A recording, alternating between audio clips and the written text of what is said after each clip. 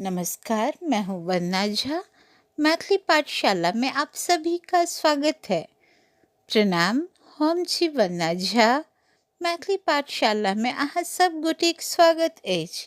आज हम लोग अपने बातचीत में हमेशा प्रयोग होने वाले कुछ शब्दों को बोलने का अभ्यास करेंगे। आइ हम सब अपन गपशप में हरदम प्रयोग होवे वाला किछ शब्द सबके बजबाक अभ्यास करबे। अब हम शुरू करते हैं। अब हम शुरू करै छी।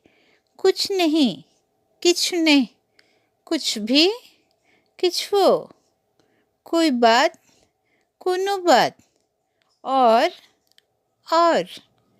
कभी नहीं, कहियो नहीं, या कखनो नहीं, अभी नहीं, एखन नहीं, जबकि, जखन की, इसलिए, एहिलेल, वहाँ से, ओतय सँ, जहाँ से, जतय सँ, किसी दिन, कोनो दिन, आजकल, आइ काल्हि, उसके बाद, ओहिके बाद, अब तक, एखन तक, इतनी जल्दी, एतेक जल्दी, यहाँ पर, एतऽ, वहाँ पर, ओतऽ।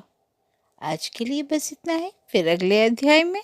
आइ के लिए बस इतने। फिर अगला अध्याय में। धन्यवाद। प्रणाम।